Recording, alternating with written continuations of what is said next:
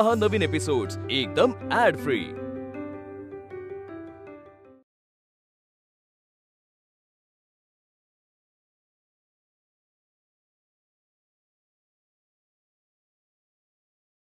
मला फारच काळजी वाटते आहे। कावेरी आजीने आपल्याला एकदा वाचवले, पण त्या लहरी आहेत। मनात असले तर शिकवेल, नाहीतर नाही। आणि त्याही पेक्षा बाळकृष्ण दादा आमच्या घरी येणार कसा, शिकणार कसा? बापू आजोबांनी ओळखले नाही, पण त्र्यंबक आजोबांनी ओळखले तर? आपण असे केले तर कसे? मला सुभद्रा आजीने एक पदार्थ शिकवलाय। मग मी रोज आमच्या घरून एक पदार्थ शिकेन आणि मग उमा आत्याकडे जाऊन तो बाळकृष्ण दादाला शिकवेन। छान आहे ना कल्पना? कल्पना छान आहे, पण तुम्हाला स्वयंपाकाचा कंटाळा येतो ना? हो, पण उमा आत्यासाठी शिकेन मी। वाह, छान। म्हणजे लवकरच तुम्ही सुगरण व्हाल तर? मी तर म्हणतो आधी माझ्या आवडीचेच पदार्थ शिकून घ्या।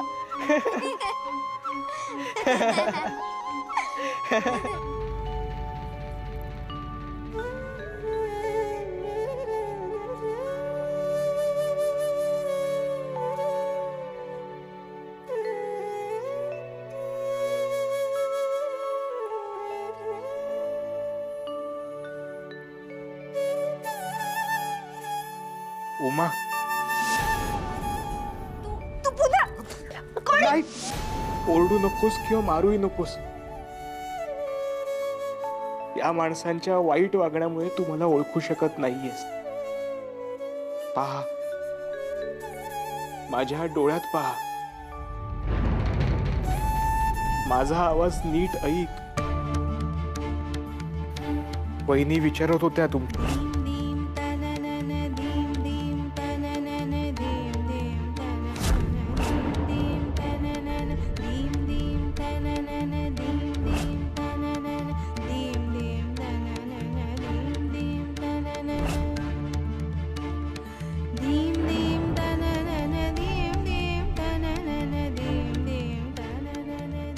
अगं, माझे बाह्य रूप पालटले।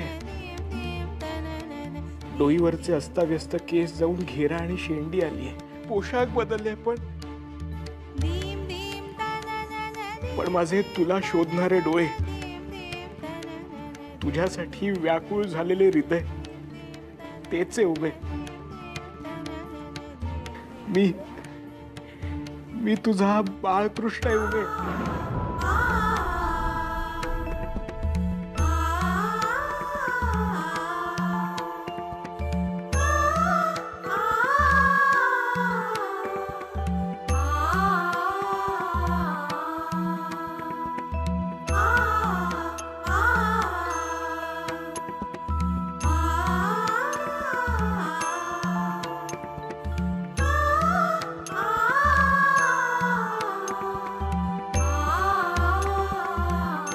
हो, मी बाळकृष्ण तुला न्यायला आलोय। उमा, मी तुला घेऊन जाणार आहे। मी झाली का रे माझी बायको आज्ञाधारक? हो मालक। बरं, मी आता काय सांगतोय ते नीट ऐक।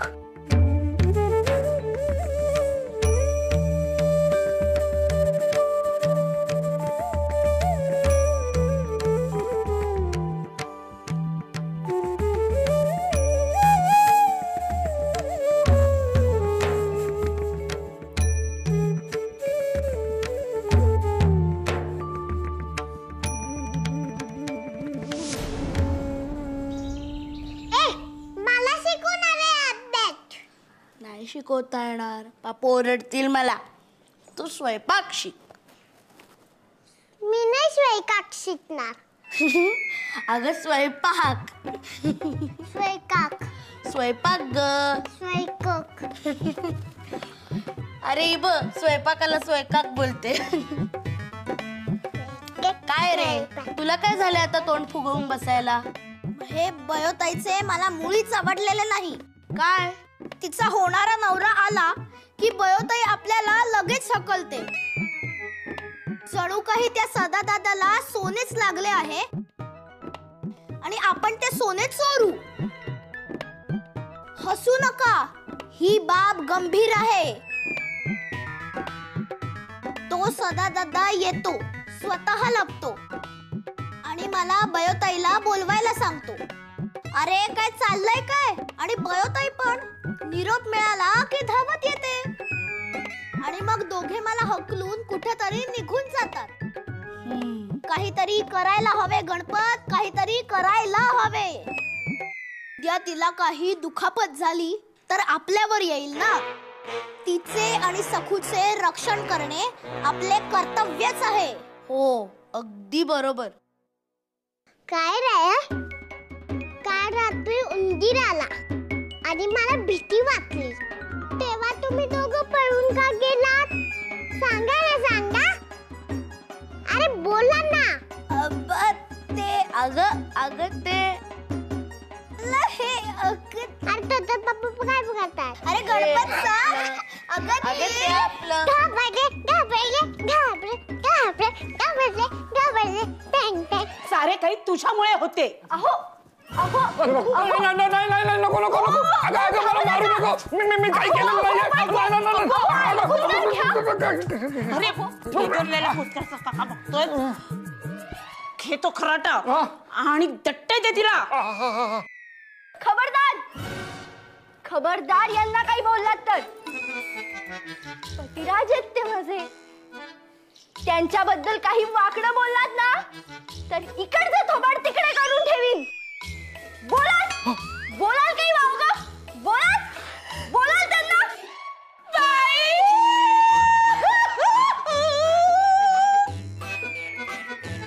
आणि तुम्ही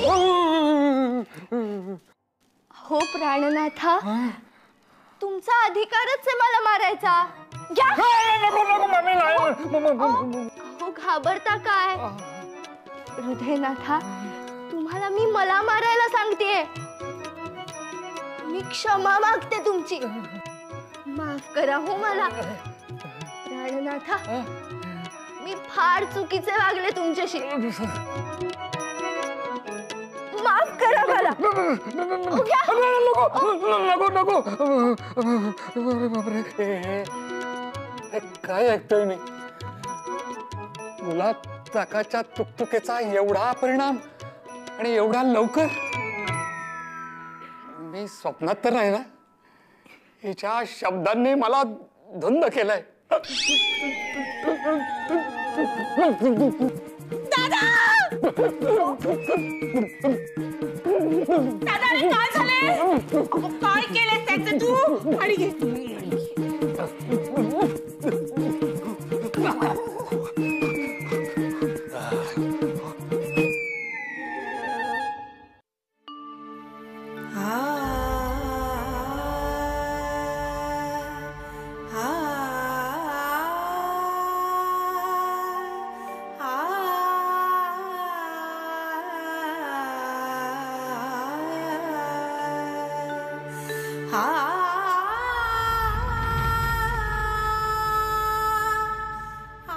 जाऊबाई, तुम्ही यांच्याबद्दल बोलल्यापासून चित्त थाऱ्यावर नाहीये माझे. काय ते सगळे सविस्तर आणि खरे सांगा मला. त वरून ताकभात ओळखण्या इतकी हुशार आहेस तू सुभद्रे. खोलात शिरू नकोस. आपण सगळेच रक्तबंबाळ होऊ. त्यापेक्षा झाकली मूठ 1.25 लाखाची.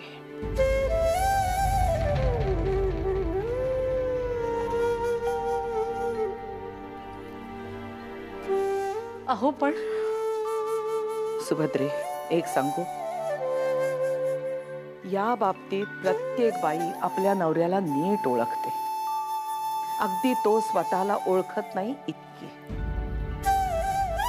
त्यामुळे मी आज बोलले नसते तरी आपलं नाणं खणखणीत आहे की बद्ध हे तुझे तुला ठाऊक आहे. चर्चा करून मने आणखीन कडवट होणार. जुन्या जखमा व्हायला लागणार.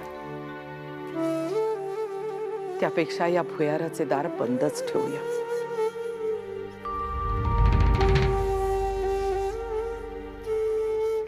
तुझा संसार चांगला चाललाय, तो कर. मनात किलमिश ठेवलेस तर आयुष्यभर जळत राहशील. त्यापेक्षा सगळे गंगार्पण कर, चिमूटभर तरी शांती लाभेल.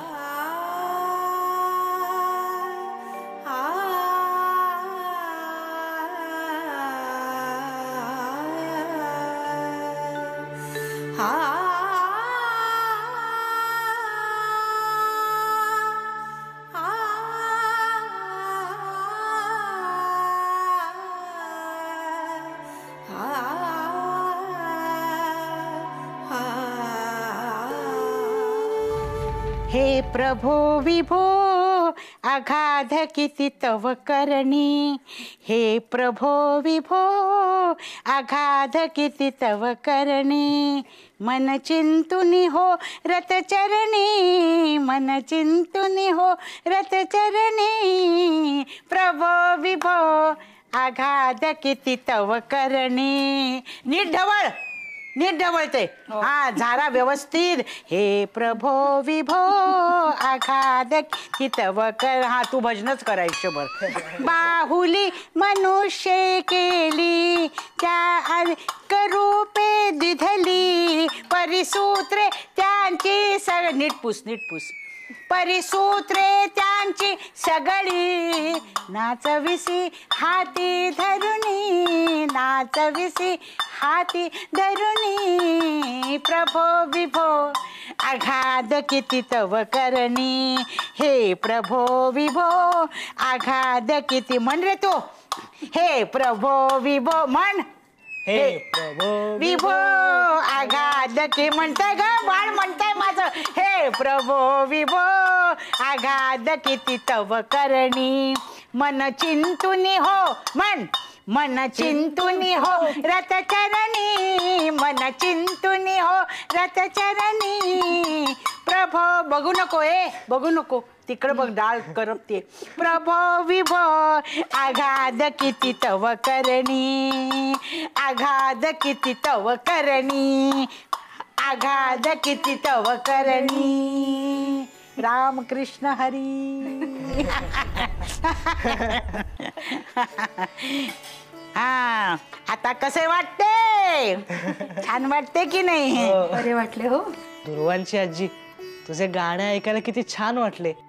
तुझा आवाज कसा भरदार पावसाळी मेघासारखा आहे. वा वा. त्या देवलांच्या नादानं अगदी नाटकातल्या सारखा बोलायला लागलाय. वा वा. त्यांना का श्रेय? ही उपमा माझीच आहे. आणि तुझा आवाज खरेच तसा आहे. किंवा देवळातल्या गाभाऱ्यात घुमारा येतो तसा. चिरटा किरटा नाही. असे का रे लाडी गोडी लावतोयस? आणि हे काय नवीन? दुर्वांची आजी कुठले नाव? ती आमची गंमत आहे. सुलोचनेस ठाऊक आहे. हा सगळी गुपी ते त्यांना माहित असणारच. लाडक्या ना ते तुमच्या. पुरे झाले तुझे. काहीतरी बोलते आपली. अरे थांबा. नाही राहू दे, मला सगळे माहित आहे. अगो थांब ना काकू. तुम्ही दोघेही आता वाद घालू नका. मी काय सांगतोय ते ऐका. आता काय तुझे? आई, मला पुण्याला मावशीकडे जायचे आहे राहायला. मावशीकडे? म्हणजे त्या पितांबरीकडे? अहो सासूबाई, पितांबरी नव्हे, नीलांबरी. तेच ते. पितांबरी काय आणि नीलांबरी काय? दोन्ही सारखेच हो. मला सांग, तिच्याकडे कशाला जायचंय तुला? अरे लग्न आले तुझे 7 दिवसावर, मग कशाला जायचंय तिच्याकडे? अगं आजी, असे काय? मी मावशीकडे 7-8 वर्ष राहिलो आहे. आईसारखीच माया आहे तिची. आणि तिला तर माझ्या लग्नाचे आमंत्रण पण दिलं नाहीये. मी जाऊन. हे कोणी सांगितले? दिले आमंत्रण? बारकू उगाच गेलाय का पुण्यास? मला का नाही सांगितले? मलाही जायचे होते. किती दिवसात भेटलो नाहीये मी मावशीला. अरे हो, भेटेल. हा दिसतो घोड्यासारखा, पण आहे अगदी कोकरू. खरेच. आणि याची ती होणारी बायको दिसते चिमणी सारखी, पण आहे गरुडी. म्हणजे इश्श, अगदीच ढ आहेस तू गोदे. अगो, जशी काळ्याची काळीन, सान्यांची सानीन, लेल्यांची लेलीन, तशी गरुडाची गरुडीन. काय तुला नाही कळले? तुला कळले? तू ढवळाचे काम कर. बघतीये नुसती, साधी गोष्ट कळत नाही. ना ना ना ना ना ना ना ना ना ना ना ना ना ना ना ना ना.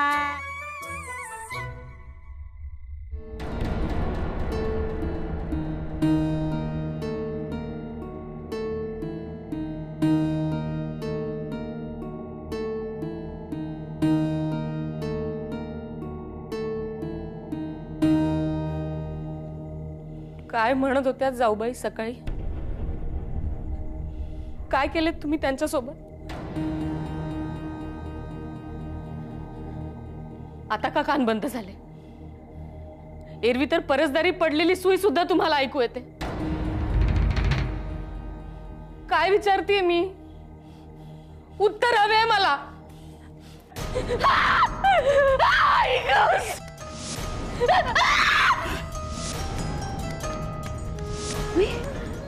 सुभद्रा काकूंचा आवाज.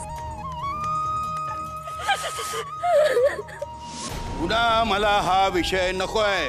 आज फक्त हात जळला, यापुढे सगळं घर पेटेल. घर. कुठे चाललात? अहो, केवढ्या किंचाळल्या त्या. काही लागले असेल का? हवे असेल का काही? मी बघून येते. काही गरज नाहीये. नर्मदा बघून घेईल. तुम्ही झोपा.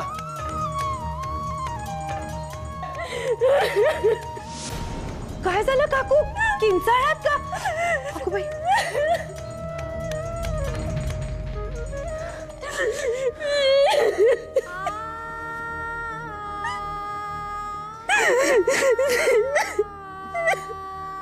काय झाले असेल हो? केवढ्या कळवळून किंचाळल्या त्या. सासूबाईंकडून सकाळी किती भयंकर ऐकले. तोच विषय असेल. होय ना? मग तो त्यांचा प्रश्न आहे. त्यांचं ते बघून घेतील. अहो, असे कसे म्हणता तुम्ही? इतकी भयंकर गोष्ट काकूंच्या जिवारी लागणारच ना. नवऱ्याला विचारणारच त्या. त्या सासूबाईंना तोंड दाखवताना काकूंना किती लाजिरवाणे वाटेल. कल्पना करा जरा. मी तुम्हाला पुन्हा एकदा विचारतोय, हा तुमचा प्रश्न आहे का? नाही. पण मग तुम्ही नाक तोंड खुपसू नका. तो त्यांचा विषय आणि ती किंकाळी त्याचाच पडसाद आहे. आणि ह्या अशा घटना नवीन आहेत का जगात? हो, पण चांगलं नाहीये त्या. सासूबाईंसारखी खमकी बाई सुद्धा या गोष्टीचा बळी ठरली. नाही नाही, हे थांबलेच पाहिजे. माझ्या आईकडून माझ्या वडिलांच्या गोष्टी ऐकून तुम्ही सुद्धा नवीन बोलू लागलात. पण बायकांनी नवीन बोलू नये, नवीन ऐकू नये आणि विचार सुद्धा करू नये. जुने ते सोने यावर ठाम राहावे. हो, नवीन आणि जुने काय हो यात? हा योग्य आणि अयोग्याचा प्रश्न आहे. तुमचे प्रश्न गुंडाळून ठेवा. तुमचेच गुण उतरलेत बयोमध्ये. सारखे सारखे प्रश्न पडतात तिला. काय करायचे तेवढे प्रश्न? आणि एवढे प्रश्न विचारून जायचंय कुठे? एक गोष्ट लक्षात ठेवा, आम्ही पुरुष आहोत म्हणून तुम्हा बायकांचे अस्तित्व आहे. तेव्हा आमचे ऐकण्यातच तुमचे सार्थक आहे. हजारो बायकांमधील एकच झाशीची राणी होते.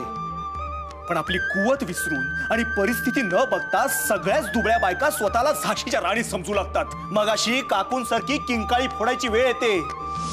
तेव्हा बायकांनी मर्यादेतच राहायला हवं. धुणी मांडी आणि सुग्रास जेवण करावे, घरदार बघावे. उंबरठ्या बाहेरचे नवे विचार उंबरठ्याच्या बाहेरच ठेवावे. तुमच्या या लेकीलाही हेच शिकवा. नाही, इथे मनमानी चालते, पण उद्या सासरी गेली की ते चालणार नाही. त्र्यंबकरावांनी कितीही तिचे कौतुक केले तरी ते लांबच आहेत. उद्या ही सून म्हणून त्यांच्या घरी जाईल ना, तेव्हा त्यांचे खरे दात दिसतील.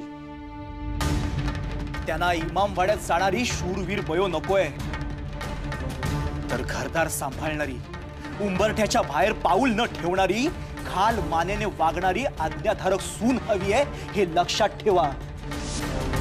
आणि तसेच घडवा तिला. झाशीची राणी नकोय.